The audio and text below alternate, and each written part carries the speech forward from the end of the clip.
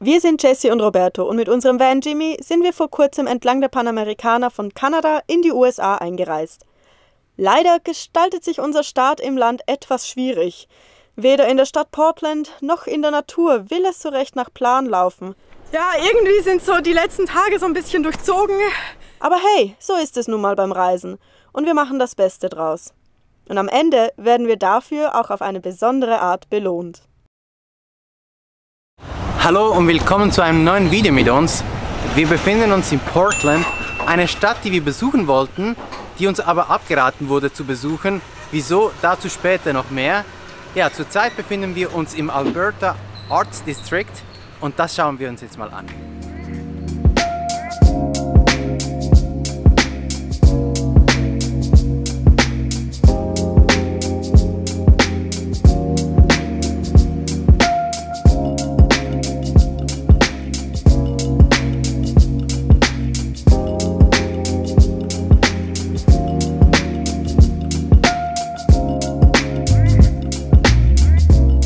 Wenn man hier so durch die Straßen schlendert, bekommt man recht schnell ein Gefühl, was dieses Quartier oder dieses Wohnviertel so ausmacht. Es sind sehr viele Independent Stores, also unabhängige Läden hier, nicht so diese Ketten, die man überall sieht. Und ja, viele Läden sind eher so Krimskrams, so Ramschläden, da gibt es ein bisschen alles. Aber das macht auch den Charakter aus und ich finde es irgendwie schon cool. Also man merkt, es ist so diesen alternativen, gemütlichen Vibe.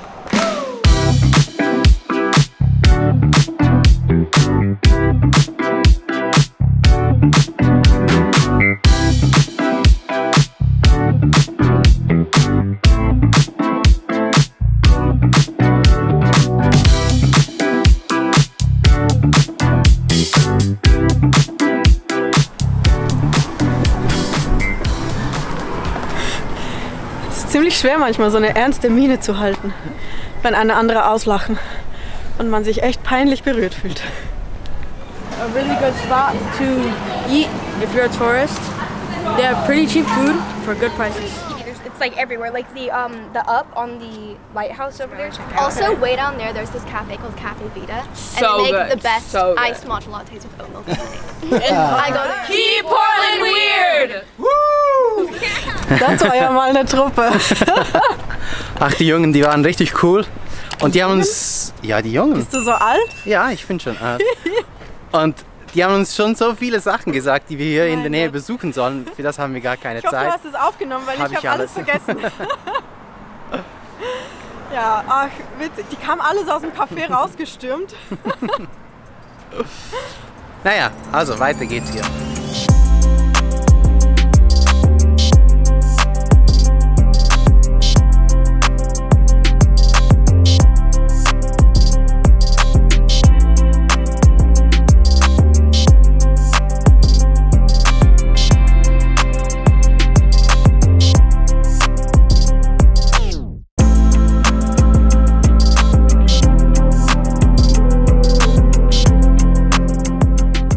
Was in diesem Viertel auch noch auffällt, hier gibt es ganz viele Häuser mit Aufschriften zu sozialen oder gesellschaftlichen Themen. Schade, dass das wohl so aktuell ist, dass die Leute so einen Bedarf haben, sich dazu zu äußern, aber auf der anderen Seite ist es auch gut, dass sie das machen können und auch tun.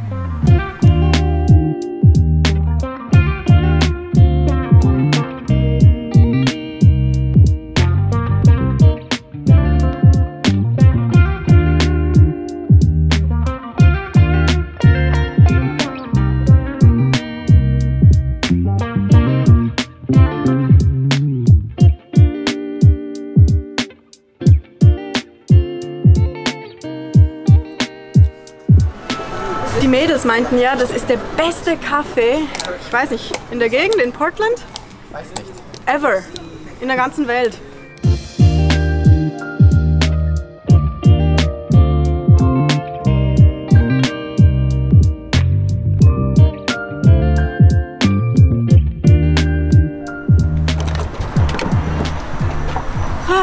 So, also ich würde sagen, Viertel war gut, der Kaffee auch. Und jetzt geht's ins Stadtzentrum. Bevor es mit dem Video weitergeht, möchten wir uns bei unserem heutigen Sponsor CyberGhost bedanken. Da wir in unserem Alltag, aber auch beim Arbeiten sehr oft auf öffentliches Internet angewiesen sind, möchten wir uns vergewissern, dass unsere Verbindung immer sicher ist. Und da kommt CyberGhost VPN ins Spiel. Mit dem VPN von CyberGhost wird nämlich unsere IP-Adresse verborgen und all unsere Daten fließen durch den verschlüsselten VPN-Tunnel. Somit weiß wirklich niemand, was wir online machen, nicht mal CyberGhost selbst. Doch davon abgesehen ermöglicht einem CyberGhost VPN auch Geoblocking zu umgehen.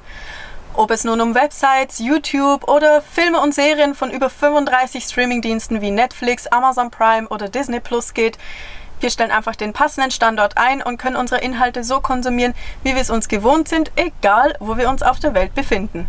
Da ist es auch kein Wunder, dass CyberGhost weltweit bereits über 38 Millionen Nutzer hat und auf Trustpilot das meistempfohlene VPN ist. Außerdem wird es von Websites wie chip.de, computerbild.de oder pcwelt.de empfohlen. Den VPN-Dienst kann man natürlich auf allen gängigen Plattformen nutzen und ein Account reicht für bis zu 7 Geräte, ob nun die eigenen oder die von Freunden und Familie. Und wenn man doch mal Unterstützung braucht, dann gibt es auch einen deutschen Support, der 24/7 erreichbar ist. Wenn ihr das Ganze selbst ausprobieren möchtet, klickt doch den Link unten in der Videobeschreibung an, da bekommt ihr 82% Rabatt und 3 Monate gratis. Damit kommt ihr auf gerade mal 2,11 € im Monat. Und mit der 45 Tage Geld-Zurück-Garantie geht ihr auch kein Risiko ein. Und hier sind wir, ja, deswegen sind wir eigentlich auch in Portland, oder?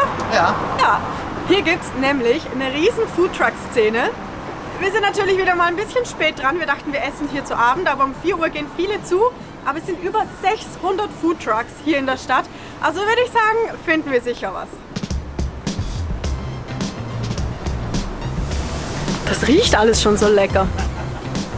Stell dir vor, alles wäre offen, dann wäre das total die Überflutung an Gerüchen.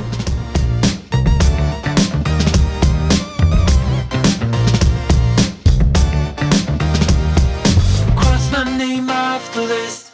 This is without rhyme or reason.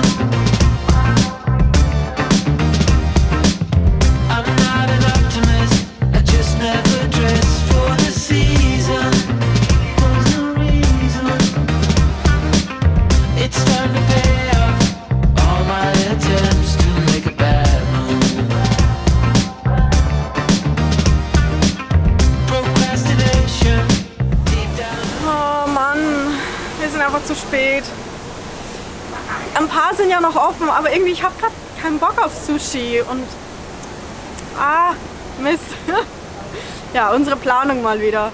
Aber ich würde sagen, wir laufen einfach so ein bisschen noch in der Stadt rum und gucken mal. Ja, vielleicht finden wir doch noch was. Well, miss, I guess I'll be on my way now. You just give me a...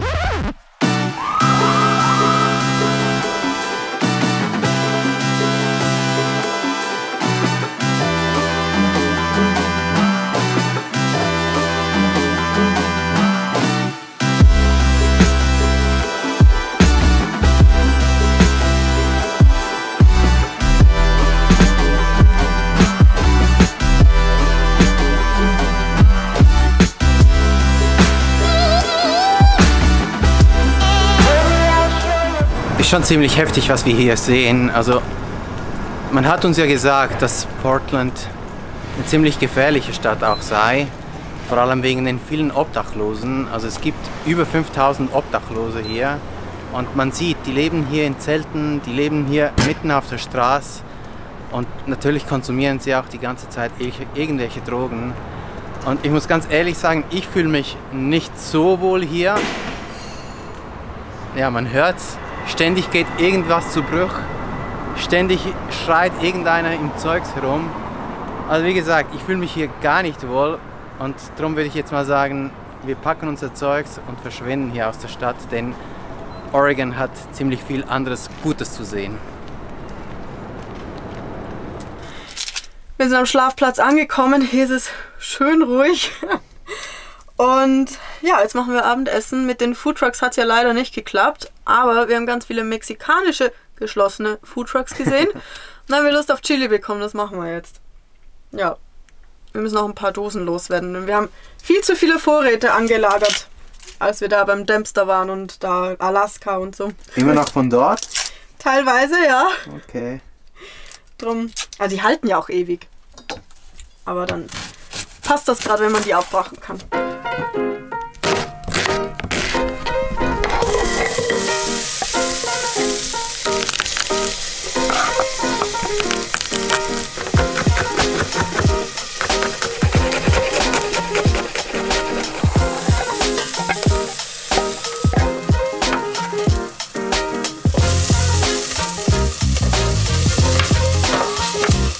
Ach, ich freue mich schon aufs Essen. Ja, die Foodtrucks waren leider eine Enttäuschung. Sonst. Aber eine Sache wollte ich noch klarstellen, als ich vorhin noch gesagt hatte, dass alle Obdachlosen Drogen konsumieren. Nein, ist natürlich nicht so. Wir haben so viele Menschen gesehen, die einfach in Fahrzeugen leben, also auch Obdachlose, die halt einfach kein Dach über dem Kopf haben, aber die einer normalen Arbeitstätigkeit nachgehen. Und ja, ich wollte das natürlich nicht schubladisieren, aber in dem Moment kam das halt einfach so raus, weil ich war halt einfach richtig frustriert, weil Portland einfach, ich muss ganz ehrlich sagen, es hat uns richtig enttäuscht und ja, ich fand es richtig schade. Wir haben uns viel mehr erhofft von Portland und ja, naja, ist halt leider so. Wir kochen jetzt mal fertig und dann schauen wir weiter.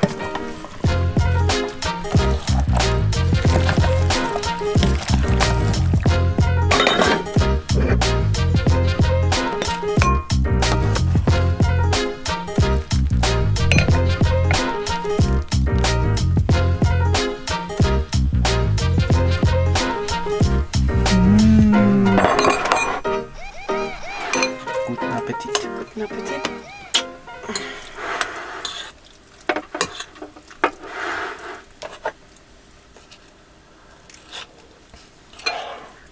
Heiß.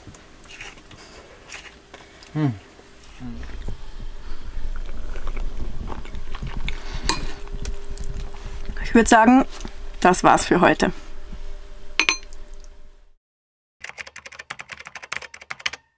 In den letzten Tagen sind wir von Portland noch ein kleines Stückchen weiter nach Süden gefahren, nämlich entlang der Westküste Oregons. Das war richtig schön. Und ja, heute haben wir auch einen schönen Platz übernachtet. Ja, an einem Strand. Und ich würde sagen, du machst dich jetzt auch langsam fertig, dann können wir auch an den Strand gehen.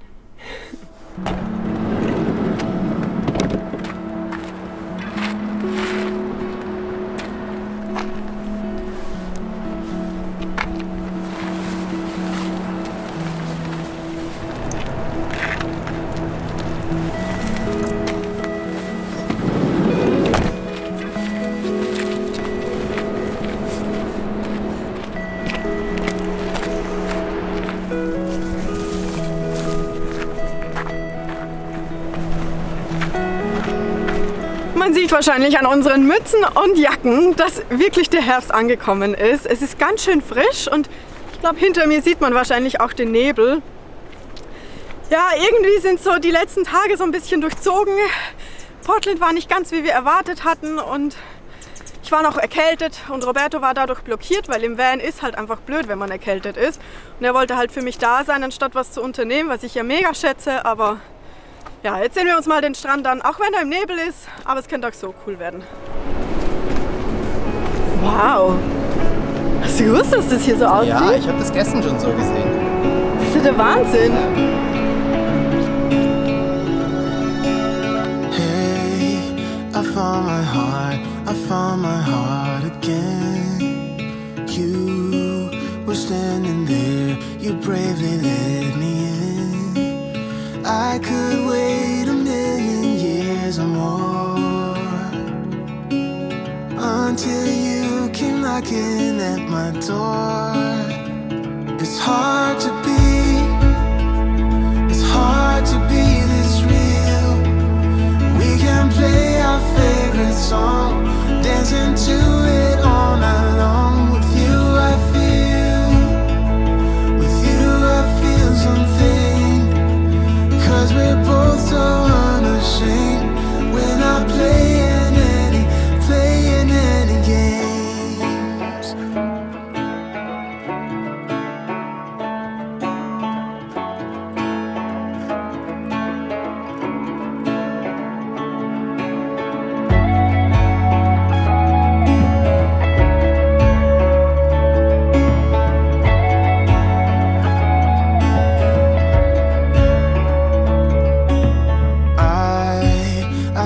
a star. In Oregon gibt es ja viele dunkle Strände und auch hier ist der Sand teilweise fast schwarz. Das ist möglich durch die Kombination auch mit der rauen Brandung, denn diese starken Wellen schwemmen den leichteren, helleren Sand weg und übrig bleibt der schwerere, dunklere Sand. Und damit entsteht ein Strand wie dieser hier.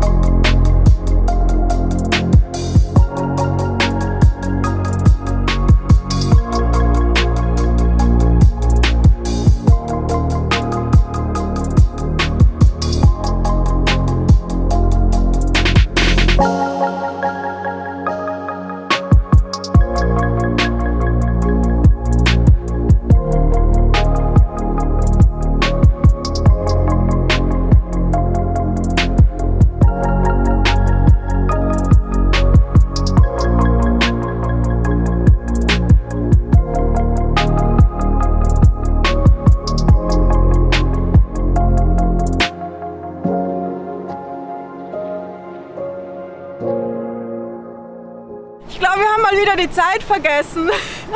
Auf einmal kam eine Welle ziemlich nahe und ja, da vorne, man sieht nicht mal mehr, wo wir hergekommen sind. Der Nebel wird auch wieder immer dichter. Ich glaube, wir gehen langsam lieber wieder zurück zum Van.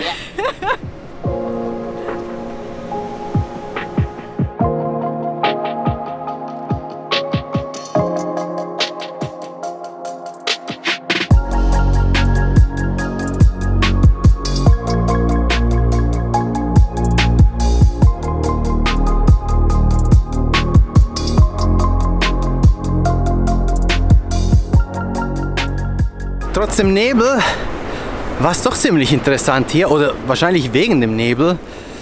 Ja, am Nachmittag soll es aber wieder auftun. Ja, wir hoffen, dass wir dann noch was anderes anschauen können. Und ich würde sagen, wir sehen uns dann wieder. Wir waren noch mal ein bisschen produktiv am Nachmittag, haben wir ein bisschen gearbeitet und jetzt sind wir wieder an der Küste. Ich bin noch mal wärmer eingepackt.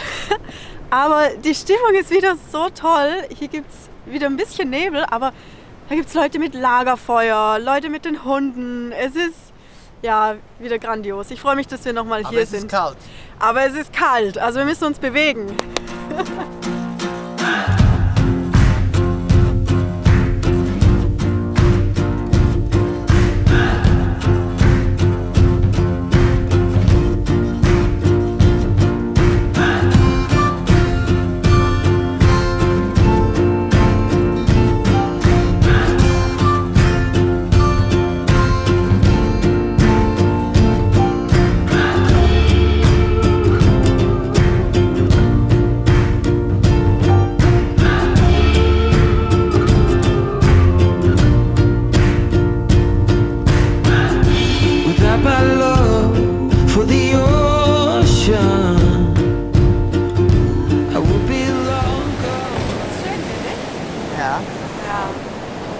Hast du gesehen, andere sind in kurzen Hosen.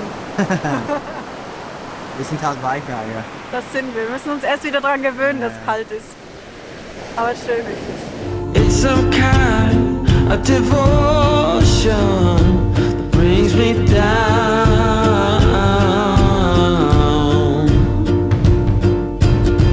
That without my love for the ocean, I will be no.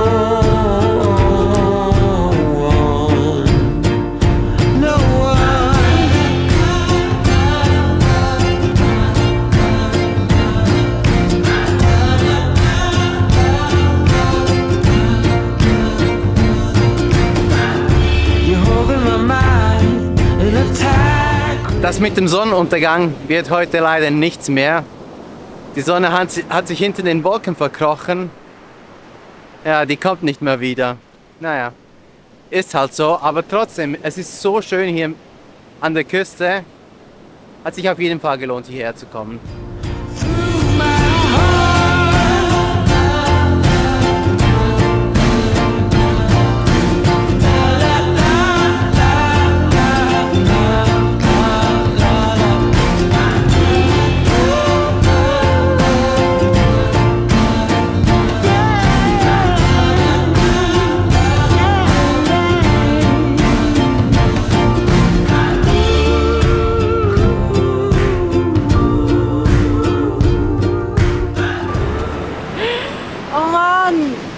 Ich hab's gesehen, ich hab's nicht aufgenommen. Eine Welle ist an meinem linken Schuh abgeprallt und direkt in meinen rechten rein.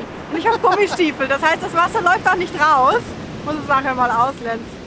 Planscht so richtig schön in meinem Schuh. Ja, du lachst. That without my love for the ocean, I will be no one, no one.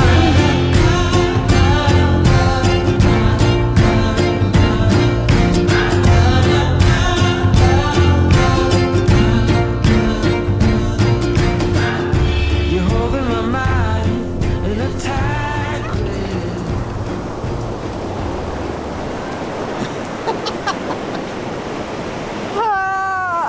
Naja, die waren ja schon nass. Ja, nur einer. Jetzt sind's beide. Also los zum Van. Ja. So, ich würde sagen, ich habe nasse Füße. Ich zum Glück nicht. Ja, und ich glaube, wir gehen zum Van. Ja, wir laufen zum Van und mich hat das Ganze hier noch ein bisschen an Tofino erinnert, Ja, mit dem Sonnenuntergang. Der war zwar nicht so heftig wie in Tofino, aber trotzdem richtig cool hier am Strand. Ja, so mit dem Ja. Nebel und so, das war Hat schon schon was, ähnlich wie ja. da. Ja. Aber allgemein hier an der Westküste sind einfach die Sonnenuntergänge wunderschön. Mittlerweile ist es ziemlich dunkel geworden. Ich war vorher noch bei der Stranddusche und habe meine Hose, Schuhe, Socken und Füße gewaschen vom Salz. uns hier jetzt noch raus. Genau, und jetzt werfen die uns raus, weil der Parkplatz geht um 7 Uhr zu und um 6:30 ist hier nämlich schon der Sonnenuntergang. Ja. Und jetzt um 7 ist schon stockdunkel. Ja. Ja, drum fahren wir jetzt los. Ein paar Leute hier kennengelernt. Natürlich, wie immer. Und ja, wir suchen uns einen Schlafplatz und dann sehen wir uns morgen, wenn wir bereits die Küste verlassen. Guten Morgen. Morgen. War eine ziemlich frische Nacht. Ja, die sieht man es nicht an, du bist wieder kurzärmelig, aber ich bin da ein bisschen empfindlicher in der Nacht. Wir hatten 12 Grad im Van. Ja, deshalb läuft auch schon die Heizung. Ja, weil sonst kommen wir nicht aus den Federn. Ja, wir sind aber so ein kleines Stückchen weitergefahren. Und ja, heute wollen wir in die Berge fahren. Mal schauen, wie das Wetter da oben ist, denn zurzeit sieht es hier richtig grau in grau aus. Ja, Aber aber ja. die Vorhersage, ja, sagt, dass ein paar Stunden schön sein soll. Drum würde ich sagen, machen wir auch unseren Kaffee to go und fahren dann bald los.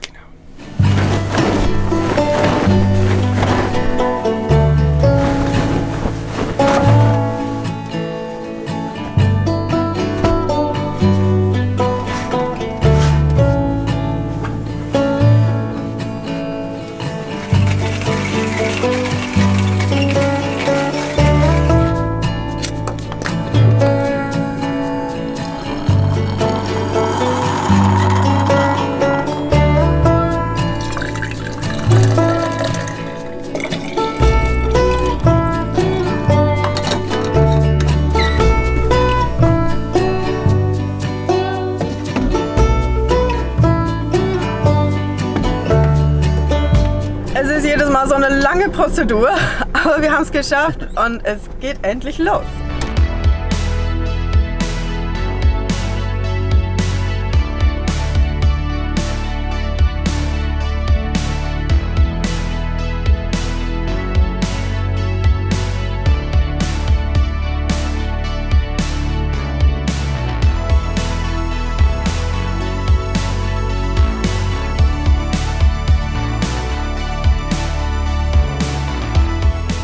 Also ich würde sagen, bisher ist die Strecke ja wunderschön, gerade auch mit dem ländlichen und den Herbstfarben und ja, also mir gefällt es sehr gut und die Sonne ist auch rausgekommen, also es sieht gar nicht mal so schlecht aus. Ich meine, Gestern hat es geheißen, gestern hat es den ganzen Tag ja geschneit da oben. genau, also ich muss sagen, wir waren vorbereitet auf Schnee, aber bis jetzt sieht es nicht nach Schnee aus. Wir haben noch zwar eine Stunde. Ja gut, da kann sich's noch mal ändern und da vorne sind auch mal dunkle Wolken, aber naja, mal sehen. Bis jetzt ist es auf jeden Fall richtig schön.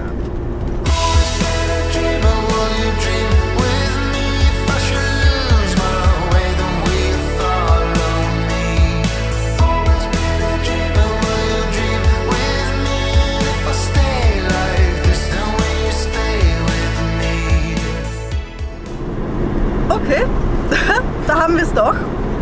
Am Wegrand sehen wir schon ein bisschen Schnee, auch an den Bäumen, an den Nadeln liegt Schnee. Und wir haben 0,5 Grad. Wow, okay. Naja, wir wollten es ja so.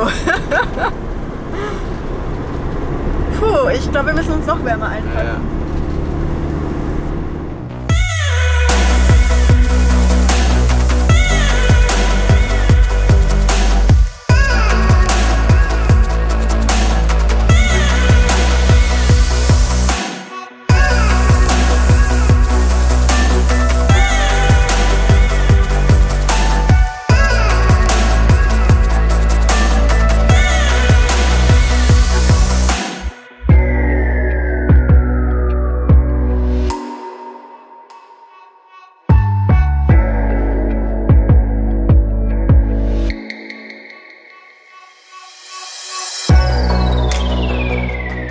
Hello. Hi, welcome. All right, Thank we're you. doing a check-in here. Looks like you do not have winter traction tires. Well, we have We do.